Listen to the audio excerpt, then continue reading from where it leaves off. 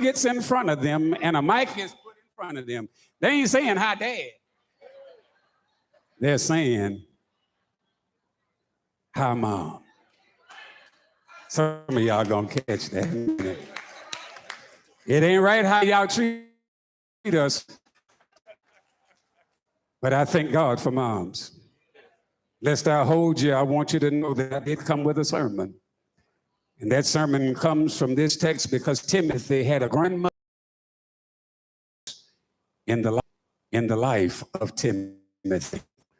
But the Bible, Timothy's sincere faith, but it was a faith that he had first seen lived in his grandmother Lois and his mother Eunice. In other words, church, this phrase, sincere faith, means that Timothy had, and his mother had, and his grandmother had a genuine faith. In other words, they had a real faith. In other words, they had an authentic faith. In other words, they had a non-hypocritical faith. In other words, these were two women, real people with a real faith. And these two women were not women that just kept their faith to themselves, but they possessed the faith that they passed on to the next generation. Oh, church, I'm grateful and thankful today that these two women possessed a faith that was real, not something that was just polished for display on Sunday or in public. But they had a faith that was visible to everybody that was around them. We have some folk that can fake it on Sunday. We have some folk that can act like they know the Lord. But Paul was writing to Timothy, who was the pastor of the church at Ephesus, and he says, I'm reminded, Timothy, of your sincere faith. And this is a faith that you didn't just have all by yourself. But this is a, somebody in here say, thank God for a legacy. Thank God for a blessing to have a faith that has been passed down. Identity. See, some of y'all had it to me if you can. There will be no favorable eternal destiny. Talking about living in the sweet by and by won't happen. Timothy had a spiritual giant. I'm grateful for this grandmother, and this mother that Paul says, and Paul says, I'm reminded. Paul knew that this genuine faith that Timothy exercised was part of a godly heritage that had been passed on to him. Paul says that the faith that dwelled in him meant that it was something that was permanent. Somebody say it was something that was infixed. It was something that took on permanent residence. Let me tell you, when you have a grandmother and a mother that has enough faith in the Lord, that they pass it on, but it's a faith that will stay with you in the rough times, in the bad times, and in the difficult times. It was a faith that Paul could see in Timothy, that Timothy had the kind of faith, Brother Dennis, that he understood that he had a loving Father that was in heaven, dying a death that would pay the penalty for the sins of all of humanity. It was something that Timothy knew about Jesus the Christ, that Jesus would be wounded for our transgressions, bruised for our iniquity, and the chastisement of our peace was upon him, and by his stripes we're healed. Though going gets tough, when the hills are hard to climb, it's just good to know that you've got something in you that the world didn't give it, and the world can't take it away. It was, Paul said, I'm reminded of this so that you could live. Some folk went through some stuff so that you could have the sense of mind that you have right now. Anybody didn't know somebody prayed for you, had you on their minds, took a little time and prayed for you? Anybody didn't know what I'm talking about? I'm talking about a mama that poised but prayed for me. that I could get out her room in the house before the Lord. Timothy had a faith that was passed down. Somebody said, not only, but tell your neighbor it was passed down. It's an example of passing down a godly heritage. In other words, he possessed something. But it didn't stay there. Anybody in here that's a part of legacy of generations that the faith has been passed because grandmama caught it, and anybody in here that's a part of a legacy of generational faith, and you ain't just talking about something that you read in a book, but you've experienced it personally because you got a faith that's alive. Somebody say, thank God. Tell you all, my brothers and sisters, church, you need to know you and I can look up on a long, can't look up from the favor of God and say, I'm grateful and thankful that I've had. When I think about those of wisdom, I'm grateful and thankful for some women that can come through this place. Jesus the Christ. I'm talking about and thankful for East Campbell, her memory, because she spent time and poured. I'm grateful and thankful for Bertha McElroy, spent time poured in. I'm grateful and thankful for Jesse Washington. I'm grateful and thankful for Laverne Hall. When you've got women that have lived long lives, can I just tell you, I said, that's in this place today. I can just look around and see that it's been some time. Lyndon Johnson lived long enough. Ernestine Gant lived long enough that every now and then you ought to show up. Help me, somebody. Stick to you when everybody else is gone. It's told there's a church in Kansas where their prints of two babies' feet set in cement in the sidewalk in the front of the church. Towards the church.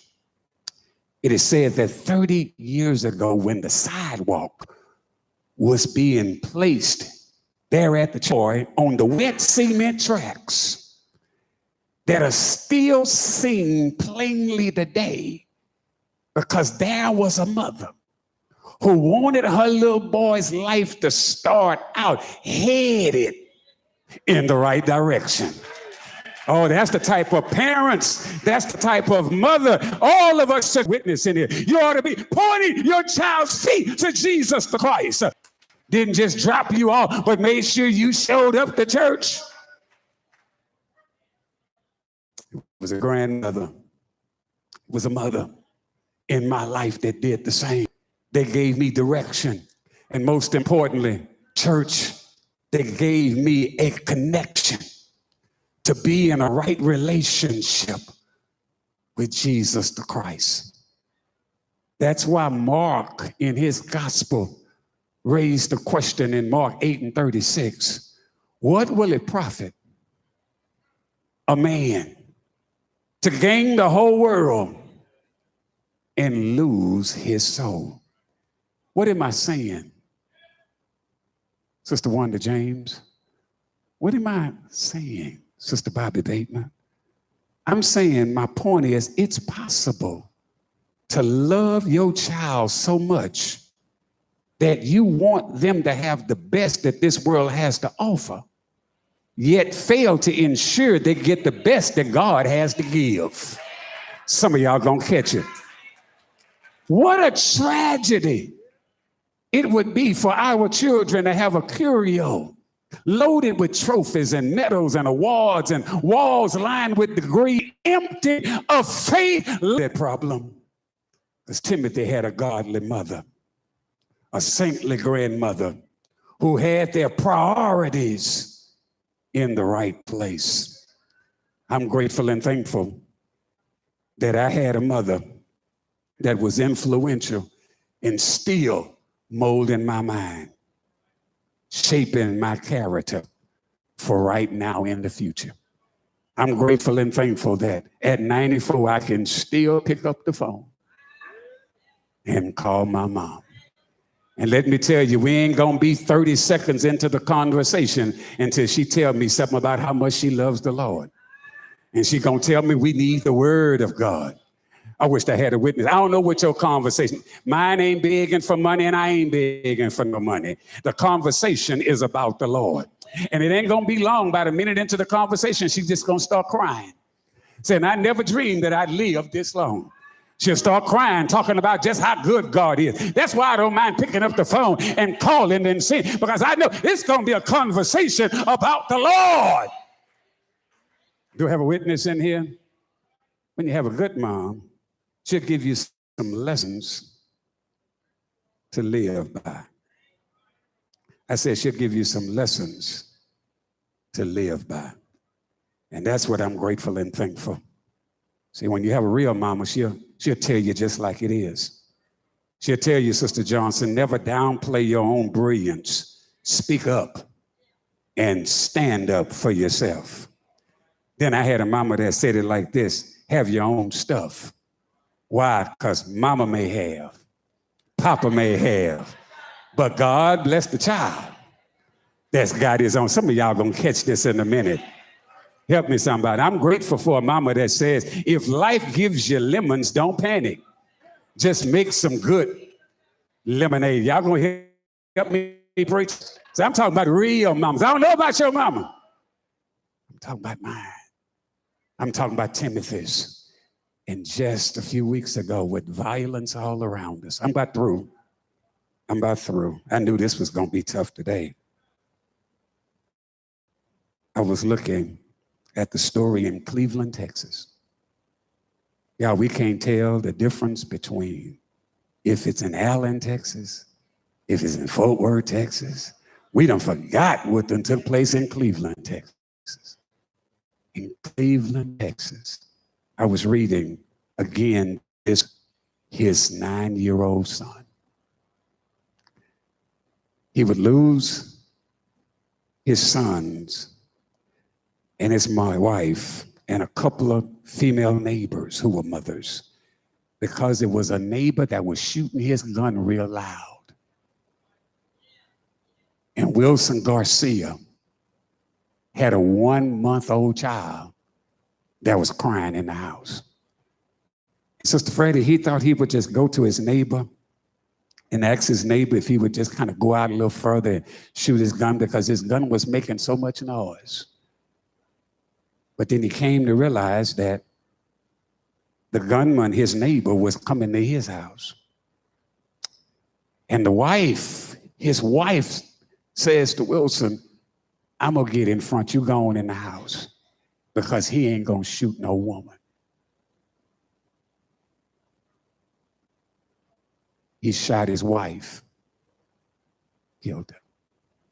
Shot his 9-year-old son, killed him. But Sister Ella, there was 2 other mothers in the house that said, we're gonna push you out of the window, Wilson. And they said, because we already seen that your wife is gone and your 9-year-old son, but you got a 2-year-old and a 4-year-old, and they jumped on top of them, saved them, pushed the dad out so that he could live. He shot those 2 mothers that protected 2 innocent children, saved lives so somebody else. I'm talking about a sincere faith. I'm talking about a sacrificial faith. I'm talking about a faith that's not selfish. And I'm here today to tell you, my brothers and sisters, if you're gonna make it today, you're gonna have to have mothers that have up so that you can have. But you gotta have mothers that have enough sense to know that if you're gonna make it, you're gonna need the word in you. Oh, I wished I had somebody in here. Anybody didn't know you gotta have some word in you? I was reading a story this week of 4 preachers who were discussing their favorite Bible translations. One of the preachers says, I like the King James Version. It's the best because of its beauty. Another one said, still, I like the contemporary English translation. I say, yes, you did. She says, when I hear my mother speak the word, that when she's crying and praying in the kitchen and she's quoting scripture, she's got